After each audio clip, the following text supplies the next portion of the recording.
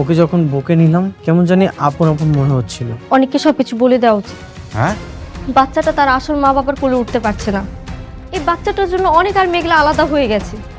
মনে করো তোমার আর মেঘলার যে সন্তান মারা গেছে, সে যদি সত্যি সত্যি মারা না যায়, যদি ভুলেও কখনো জানতে পারে ওর সন্তান আপনার কাছে, তাহলে ও কাউকে ছাড়বে না। তোরা তো ভিক্ষা করতে আসছিস, টাকা না দিলে এখান থেকে যাবি। কোনো কথা নেই, বের হন। আমরা বাটপার না, তুমি মাইয়াটা ভালো না। সেই কখন থেকে আমাদের লোকে খারাপ ব্যবহার করতেছো। কি বললি? আমার সাথে বেয়াদবি করলি? বের হ এখান থেকে, বের হ। আম্মা, আম্মা তুমি ঠিক আছো? আম্মা, ও মা তুই আইসোস? সেই কখন থেকে এই মাইয়াটা আমাদের লোকে খারাপ ব্যবহার করতেছে। এমনকি ফকির মনে করে আমাকে ভিক্ষাও দিচ্ছে। ম্যাম, বেয়াদব মেয়ে, তোমার এত বড় সাহস, তুমি আমার আব্বা আম্মার গায়ে হাত তুলো। ম্যাম আসলে কোথা থেকে ভিক্ষুক এসে? ফকির, তোর বাবা মা সমতুল্য, কিভাবে তুই হাত তুলস গায়ে? বাপ মা শিক্ষা দেয় না কিছু তোরে? সরি ম্যাডাম, ওদেরকে দেখে তো মনে হচ্ছে যেন কেমন লাগছিল, সেজন্যই আমি আসলে ম্যাম এমনটা করেছি। তোর আর চাকরি করতে হবে না, বেরো যা আমার অফিস থেকে, তুই বেরিয়ে যা। Ma'am ma'am ma'am sorry sorry ma'am, আমাকে চাকরি থেকে বের করবেন না, এইবারের মতো আমাকে মাফ করে দেন প্লিজ ম্যাম। আমার অফিসের রুলস হলো চাকরি করার জন্য ভালো ব্যবহার দরকার। আগে ভালো ব্যবহার শিখবি, তারপর চাকরি করতে আসবি। যা। সিকিউরিটি, সিকিউরিটি, ওনারা বাইর করে দেন। Ma'am ma'am ma'am ma'am last time এমন আর কখনোই হবে না প্লিজ ম্যাম। ম্যাম আমার কথাটা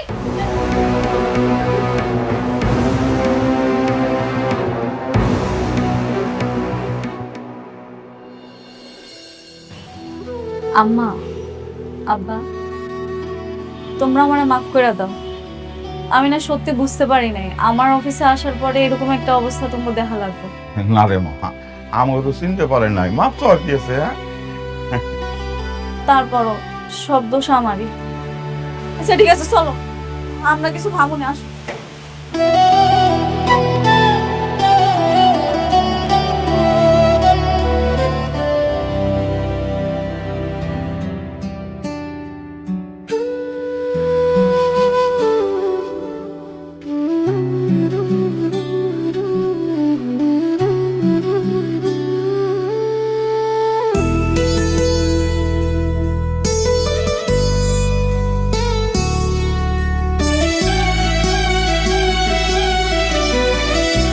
তুমি এখানে আর আমি তোমাকে খুঁজে বেড়াচ্ছি। তুমি এখানে কেন? তার আগে বলো তোমার ফোনে কি হয়েছে?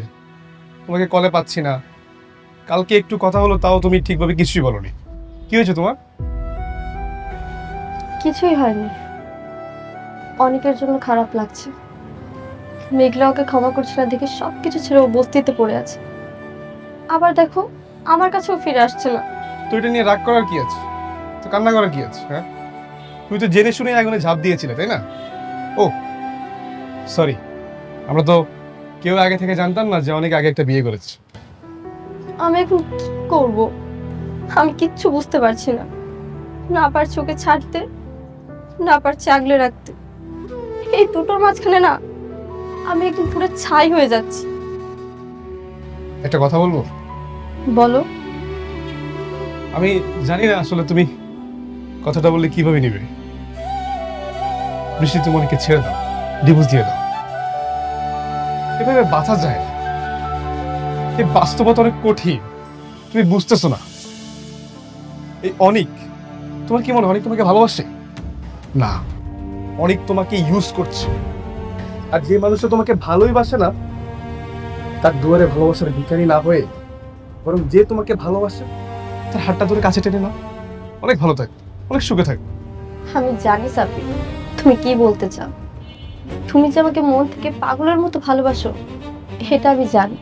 কিন্তু সাব্বির, আমি যদি তোমাকে ভালোই বাসতে পারতাম তাহলে অনেক আগেই তোমাকে বিয়ে করতাম। আমি শুধুমাত্র অনেককে ভালোবাসি, আর আমার মৃত্যুর আগ পর্যন্ত আমি শুধুমাত্র ওকেই ভালোবেসে যাব। ঠিক আছে, আমি না হয় তোমার জীবনের ওই রেল লাইনের দুটি সমান্তরাল রেখার মতো হয়ে থাকি, যারা এই শহর থেকে চলে যায় কিন্তু কখনো এক হতে পারে না, কখনো কেউ কাউকে স্পর্শ করতে পারে না।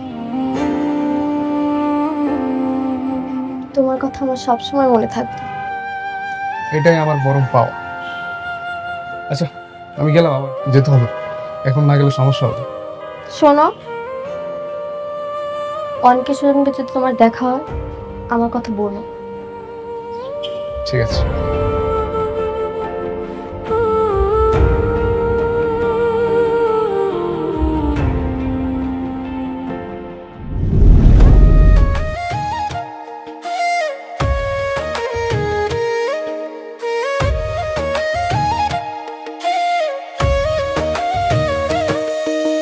ভাগ্যবনে পাইলাম তোমায়, ভাগ্যে তো আর রইলা না।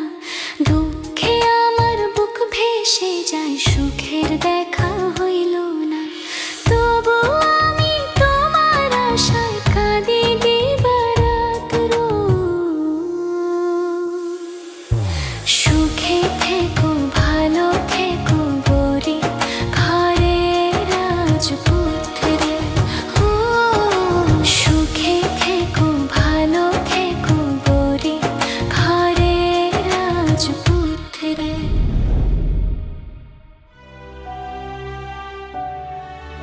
শালিমা বিলগার্সের সকল সদস্যরা হয়েছে আমার পরিবারের মতো। আর যেহেতু আজকে একটা পারিবারিক অনুষ্ঠান, আমার আব্বা আম্মার বিবাহ বার্ষিকী, তাই আপনাকে সবাইরে আমি ডাকাইছি। আপনারা আসছেন, আমি অনেক খুশি হয়েছি।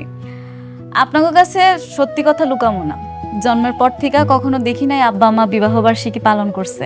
আমরা গরিব ছিলাম, গরিব মানুষের আর বিবাহ বার্ষিকী কি। সেই জন্য আল্লাহ যেহেতু আমার এখন তৌফিক দান করছে, তাই এখন থেকে চেষ্টা করবো প্রতি বছর আমার আব্বা আম্মার এই বিবাহ বার্ষিকীটা পালন করার। আপনারা সবাই আমার আব্বা আম্মার জন্য দোয়া করবেন। চলেন এবার সবাই মিলে আমরা কেকটা কাটি। চলেন আমরা সবাই করতালা দিয়ে ম্যাডামের বাবা মাকে অভিনন্দন জানাই। Please madam.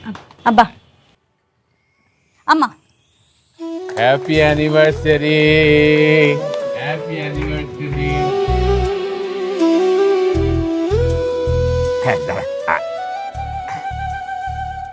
আরে অনিক সাহেব,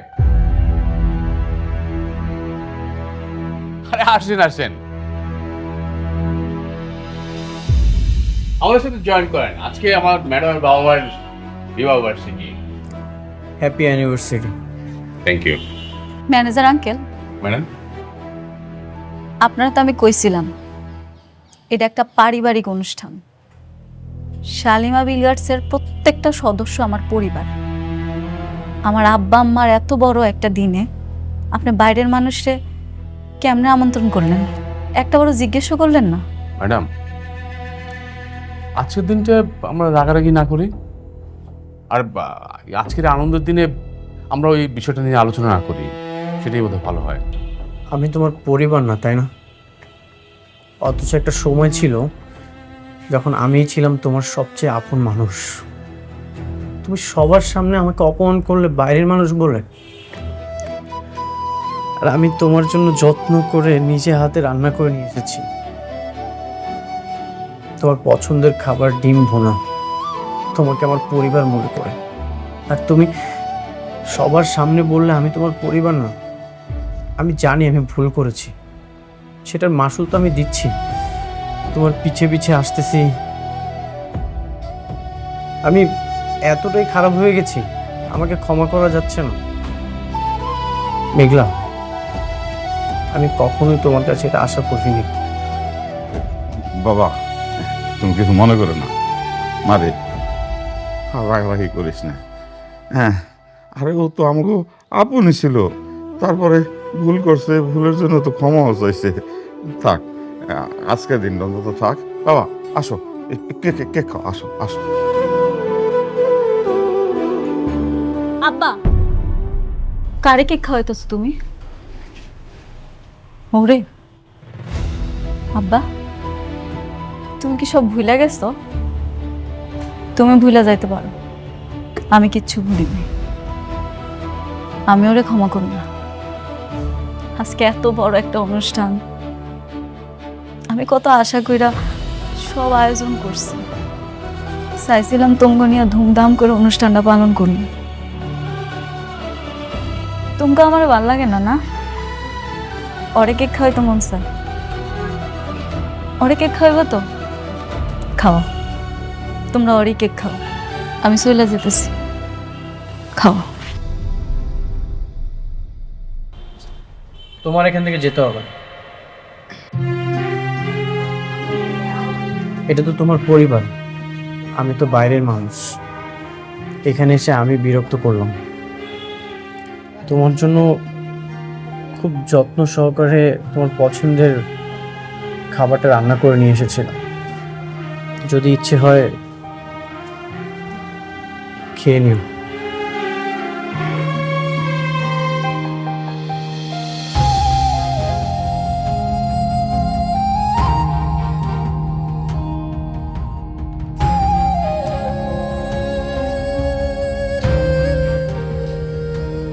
নীলা, আমাদের তো বিয়ের দিন একদম সামনে চলে আসছে, কিন্তু আমরা তো এখনো বিয়ের কোনো প্ল্যানিংই করলাম না। তুমি ঠিক বলছো। আমার বিয়েতে ভেবেছিলাম একটু ধুমধাম করে আয়োজন করব, মনটাই টানছে না। আচ্ছা তুমি কোনো টেনশন করো না, আমি আছি না, বিয়ের সব অ্যারেঞ্জমেন্ট আমি করবো। সব অ্যারেঞ্জমেন্ট আপনি করবেন মানে? সব অ্যারেঞ্জমেন্ট করবেন? যখন দুঃখে পড়ছিলা তখন আমার মেয়ের হাত ধরে তো নদী পার হয়েছিল, মনে আছে? যখন বিপদ পার হয়ে গেছে মাঝিকার শালা হয়েছে, তাই? আপনারা কারা? এসব কথা কাকে বলছে? তোমার পাশে যে দাঁড়ায় আছে এই টাউটারে বলতেছি, এই রাতুলে বলতেছি। এই রাতুলের কথা ছিল আমার মেয়ের এসে বিয়ে করবে, সেটা সে না করে আমাদেরকে এই বাড়ি থেকে বের করে দিয়েছে। এই আপনি চিল্লাচ্ছেন কেন? আপনাদেরকে না আমি বলছি যে আপনারা আবার কখনো আর চোখের সামনে আসবেন না। কেন আসবো না? তুমি আমাকে লগে এত বড় একটা বেইমানি করতে পারলা? আর তোমার কথা মতো আমাকে আত্মীয় অনেক অনেকের সাথে বেইমানি করছি, আর সেই তুমি আমাকে রাস্তা ছিঁড়ে মারলা। শুনেন, আপনাদের কপাল ভালো যে আমি আপনাদেরকে পুলিশে দেয় নাই। যারা নিজের আত্মীয়র সাথে বেইমানি করতে পারে তারা আমার সাথে বেইমানি করবে না, তার কোনো গ্যারান্টি আছে? রাতুল, তুমি নাকি এই মেয়েকে বিয়ে করতে যাচ্ছ? হ্যাঁ। তাহলে সেদিন যে আমাকে নিয়ে বস্তিতে গিয়েছিলে, আমাকে কথা দিয়েছিলে অনেকের নামে মিথ্যা অপবাদ ছড়ালেন তুমি আমাকে বিয়ে করবে, তাহলে এখন এই মেয়ে? রাতুল, তুমি এই মেয়েকে নিয়ে সেদিন বস্তিতে গিয়েছিলে? কি বলে এসব? আরে বুঝো না, আমি তো অনেককে ফাঁসানোর জন্য ওকে ব্যবহার করেছিলাম, ও তো একটা নষ্ট মেয়ে। এই আপনারা তো আচ্ছা নিমো খারাম। অনেক যখন আপনাদেরকে বাসার থেকে বের করে দিয়েছিল তখন আমি রাতুল রাজ আপনাদেরকে আশ্রয় দিয়েছিলাম, ভুলে গেছেন? আমি অত কথা জানি না, তুমি আমার মেয়েকে বিয়ে করবে কিনা সেটা বলো। প্রশ্নই আসে না। দেখো রাতুল, আমার কথাটা শোনো। সবাই জানে যে আমার মেয়েকে তুমি বিয়ে করতে যাচ্ছ। এখন যদি তুমি আমার মেয়েকে বিয়ে না করে অন্য আরেকটা মেয়েকে বিয়ে করো, সমাজে আমি মুখ কি করে দেখাবো? তুমি আমার মেয়েটার জীবন এইভাবে নষ্ট করে দিতে পারো না। আমার মেয়েটার জীবন নষ্ট তো করছোই, কদিন পর তো এই মেয়েটার জীবনও তুমি নষ্ট করবা। আমাকে নিয়ে আপনাদের ভাবতে হবে না, আপনারা এক্ষুনি আমার বাসা থেকে বের হয়ে যাবেন, না হলে না হলে ঘাট ধাক্কা দিয়ে বের করে দেবো। না, যাবো না। আমার মেয়ের সাথে তোমার বিয়ে হইব, তারপর আমরা এখান থেকে যাবো। তুমি আমাকে ঘাট ধাক্কা দিয়ে বাড়ি থেকে বের করে দেবে? হ্যাঁ, আমি বুঝতে পারছি আপনারা আসলে ভালো কথার মানুষ না, আপনাদেরকে কাজের প্রমাণ দিতে হবে।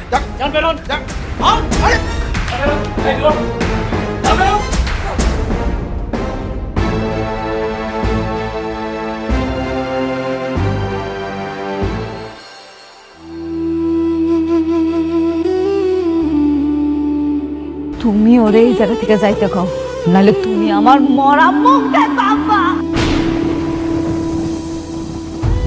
আমি ওর সাথে আর কোনো কথা বলতে চাইতেছি না, তুমি আরে সুন্দর করে বুঝে বিদায় করে দাও। তুমি আমার স্পর্শ করার অধিকার ওই দিনই হারাইছো যেদিন আমার সন্তানের তুমি অস্বীকার করছো।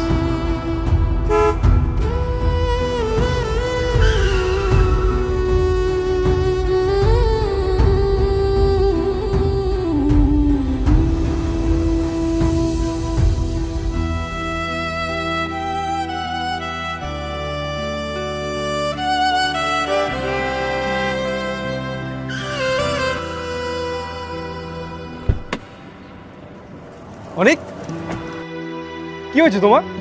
তুমি এরকম পাগল মতো হাঁটছো কেন? আর একটু হলে তো গায়ে নিচে পড়তে তুমি।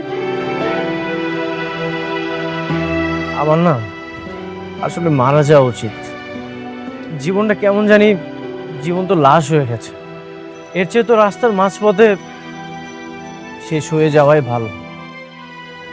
বেঁচে থাকার এই আজাব থেকে অন্তত মুক্তি পেতাম। অনেক, তুমি এসব কি বলছো? হ্যাঁ, তুমি একটা ছেলে মানুষ, তুমি এভাবে ভেঙে পড়লে হবে? হ্যাঁ হ্যাঁ, তুমি একটা ভুল করছো। তুমি মেঘলার কাছে কি মাপ চেয়ে নাও, তাহলে তো সে তোমাকে মাফ করে দেয়। মাফ করে দিলেই কি আর আমাদের সন্তান ফিরে আসবে? ফিরে আসবেন? মেঘলার চোখে ঘৃণা মুছে যাবে? মেঘলা এখন আর আমাকে মানুষ মনে করে না। ও এখন যেটা মনে করে জন্তু জানো। ও যখন আমাকে দেখে তখন আমাদের সন্তানের কথা ওর মনে পড়ে। অনেক, আমি তোমার ব্যাপারটা বুঝতে পারছি, কিন্তু তোমার কি এখনো বিশ্বাস হয় না যে মেঘলা তোমাকে ভালোবাসে? অনেক, আমি বলছি মেঘলা সত্যি তোমাকে অনেক ভালোবাসে, সত্যি। ভালোবাসা কি আর আছে? এখন যেটা আছে সেটা অভিমান আর অভিযোগ। আমি যখন মেঘলার সামনে যাই ও আমাকে আমাদের সন্তানের খুনি মনে করে। এমন একটা জায়গায় কখনো কি প্রেম ফিরে আসে? অনেক, তাই বলে তুমি এভাবে বস্তিতে পড়ে থাকবে? হ্যাঁ, এটা কি কোনো সমাধান হতে পারে? আর তুমি নিজের কি একটা অবস্থা করে ফেলছো। হ্যাঁ বলো। সমাধান তো এখন আর আমার হাতে নেই। আমার জীবনের সকল চাবিকাঠি, সব কিছু রাতুল চুরি করে নিয়ে নিয়েছে। এখন আর কিছুই নেই আমার। এখন শুধু অপরাধের ভারটাই বয়ে বেড়াচ্ছে। জানো সাব্বির, আমি যখন আয়নার দিকে তাকাই তখন না আমি আমাকে চিনতে পারি না। বারবার শুধু মনে হয় অনেক অনেক আগেই মারা গেছে। এখন শুধু জীবনটা লাশটা বয়ে বেড়াচ্ছে। দেখো অনেক, এসব পাগলামি ছাড়ো, চলো আমার সাথে চলো, আমি তোমাকে দিয়ে আসি, চলো। না, আমি একা থাকতে চাই। আমার নিজের সাথে নিজের লড়াইটা এখনো শেষ হয়নি। তুমি যাও।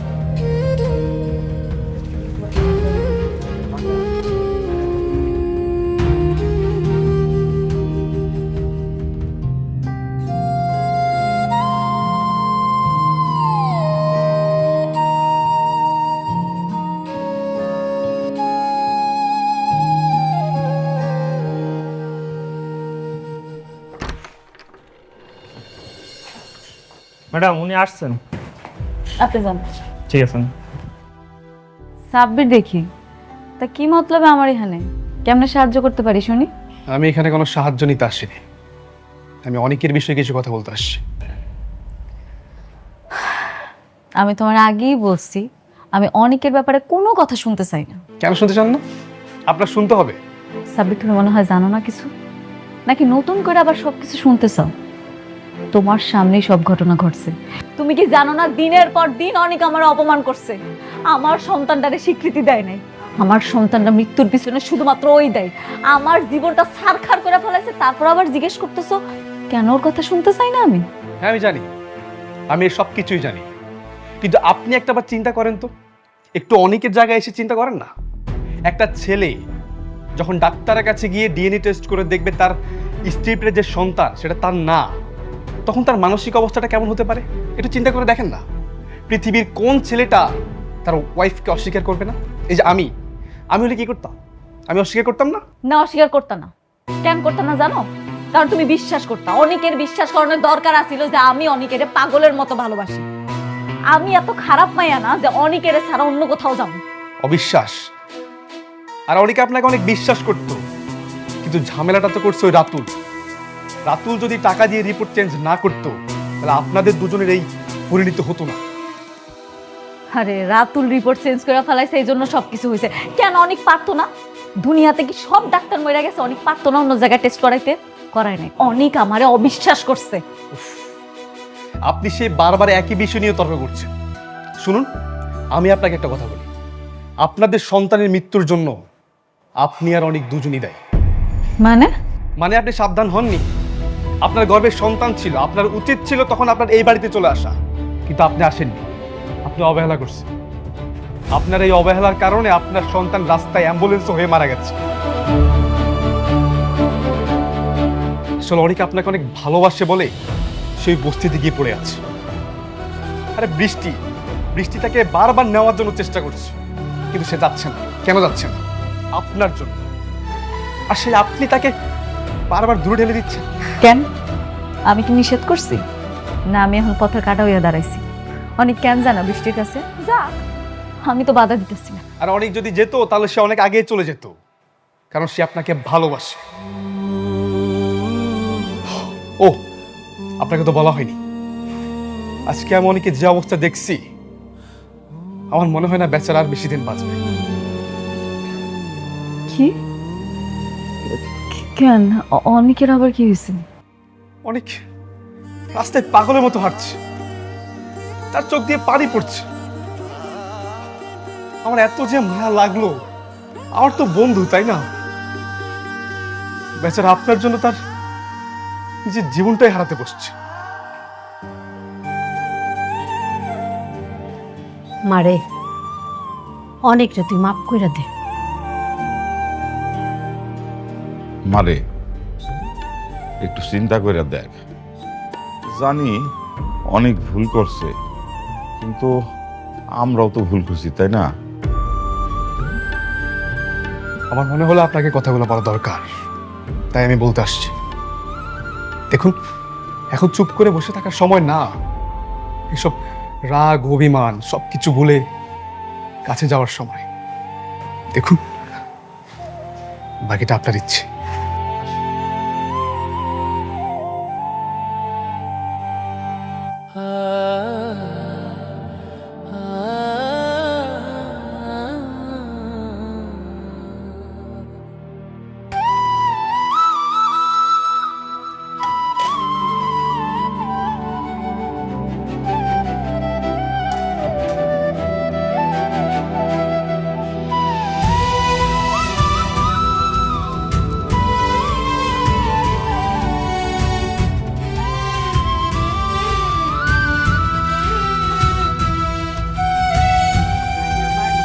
তুমি এখানে কেন আবার আসছো?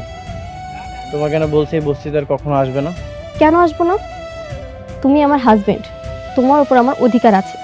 আমি এখানে বারবার আসবো। কেন বুঝতে পারছো না? আমার এই জীবনটা এখন অন্যরকম হয়ে গেছে। এই জীবনে আমি কোনোভাবেই তোমাকে জড়াতে চাই না। চাও না মানে? আমি কই যাব? আমি তোমাকে ছাড়া কোথাও যাব না। একটা কথা বলবো? বলো। তুমি আমাকে ডিভোর্স দিয়ে দাও।